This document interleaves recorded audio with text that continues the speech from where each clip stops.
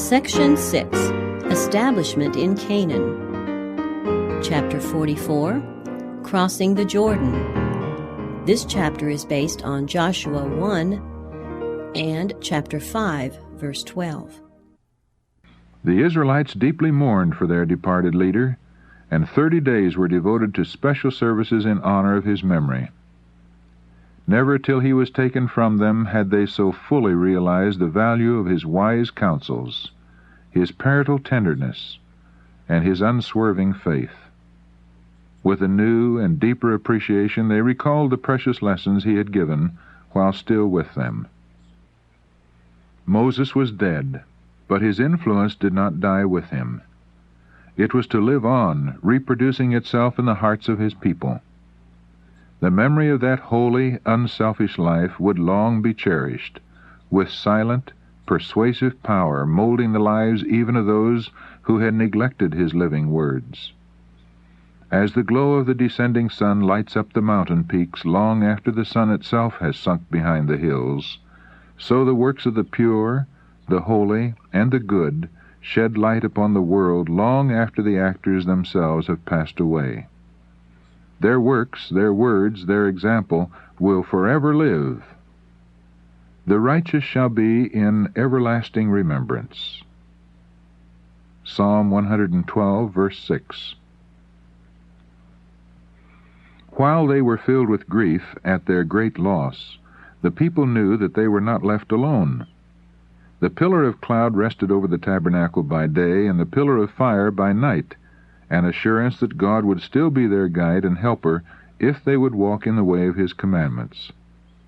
Joshua was now the acknowledged leader of Israel.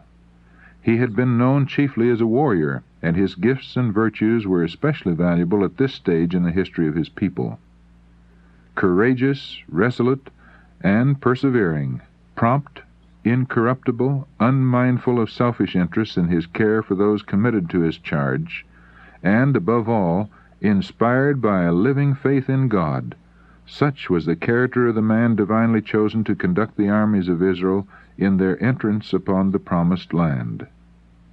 During the sojourn in the wilderness, he had acted as a prime minister to Moses, and by his quiet, unpretending fidelity, his steadfastness when others wavered, his firmness to maintain the truth in the midst of danger, he had given evidence of his fitness to succeed Moses, even before he was called to the position by the voice of God.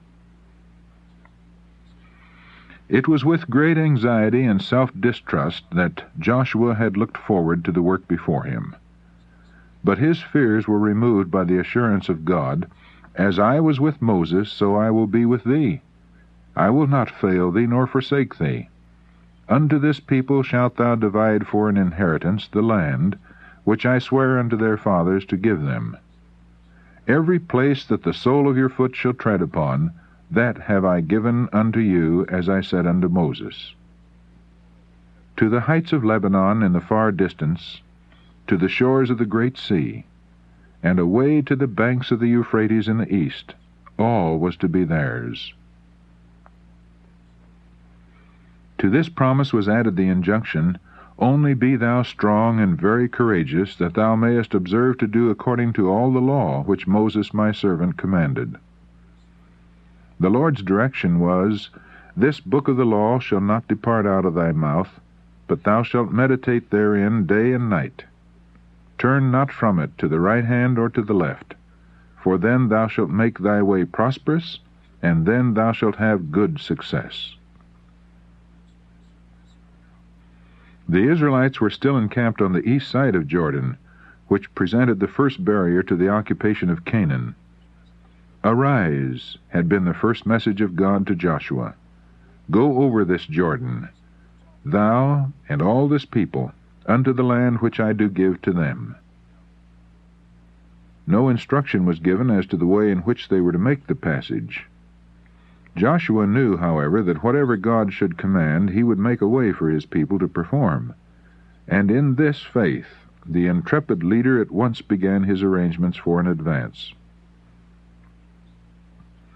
A few miles beyond the river, just opposite the place where the Israelites were encamped, was the large and strongly fortified city of Jericho.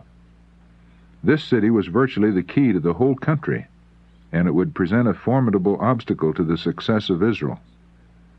Joshua therefore sent 2 young men as spies to visit this city and to ascertain something as to its population, its resources, and the strength of its fortifications.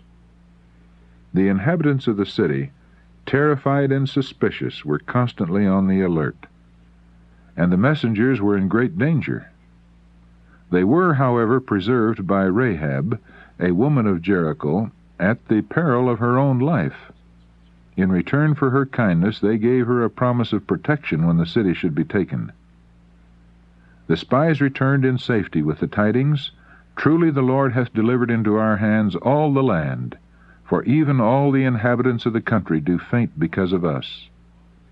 It had been declared to them in Jericho, "We have heard how the Lord dried up the water of the Red Sea for you, when ye came up out of Egypt, and what ye did unto the 2 kings of the Amorites, that were on the other side Jordan, Sihon and Og, whom ye utterly destroyed.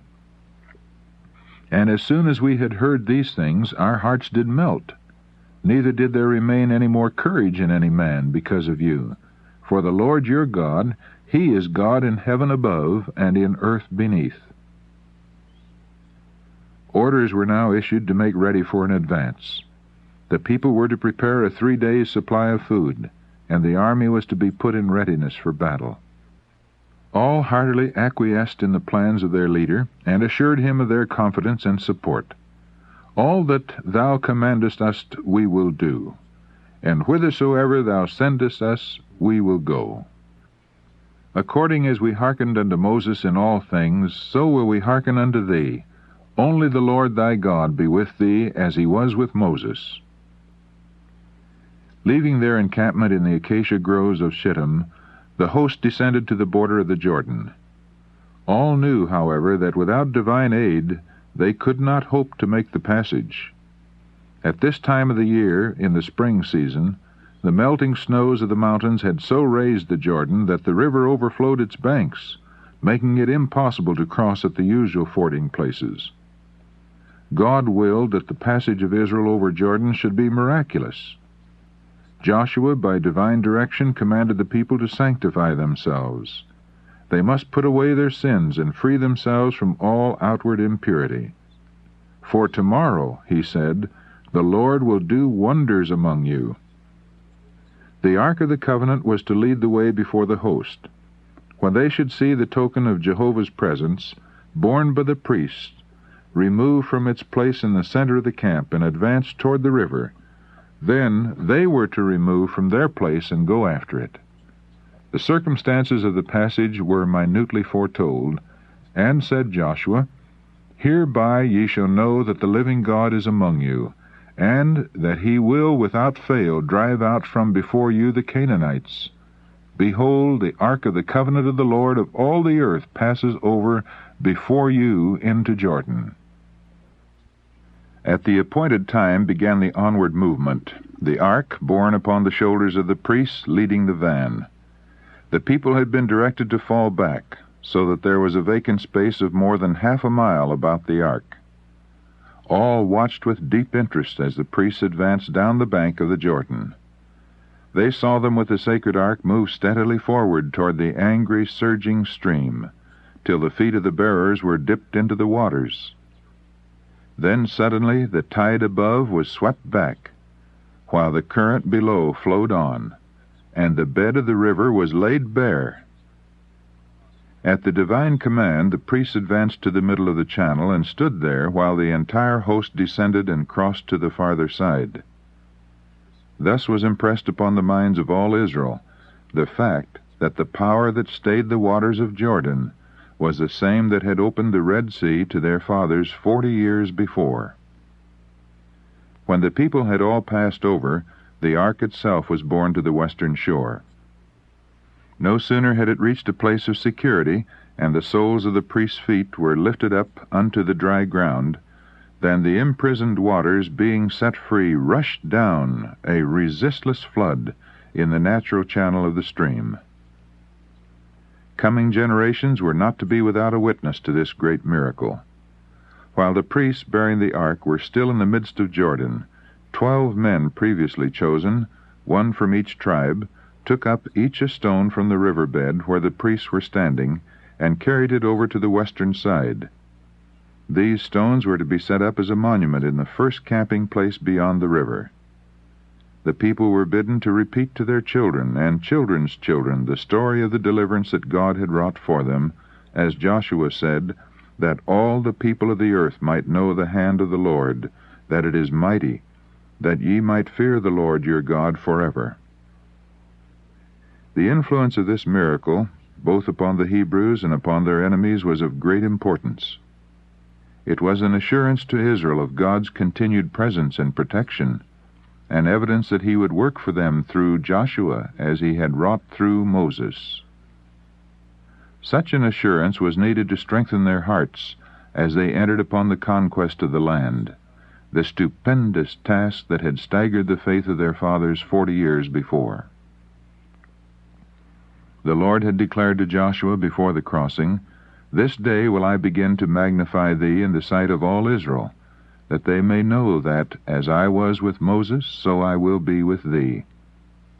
And the result fulfilled the promise. On that day the Lord magnified Joshua in the sight of all Israel, and they feared him as they feared Moses all the days of his life.